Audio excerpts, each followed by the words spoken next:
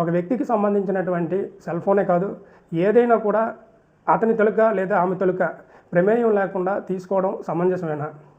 అంటే ఇక్కడ మనం గుర్తించాల్సినటువంటి విషయం, అసలు ఏదైతే ఇండియన్ కాన్స్టిట్యూషన్ ఏదైతే ఉందో, భారత రాజ్యాంగానికి సంబంధించినటువంటి ఆర్టికల్ 21, అంటే ఎవరైనా పర్సనల్ లిబర్టీ, వారి యొక్క స్వేచ్ఛ స్వాతంత్రం అనేటటువంటి వారికి ఉండేటటువంటి హక్కులు కోల్పోతున్నారు అనేది ఈ వాదనలో ముందుకు రావడం జరిగింది. అయితే ఆమె ఈ కింద కోర్టులో ఇచ్చినటువంటి ఈ వ్యవహారాన్ని ఛాలెంజ్ చేస్తూ,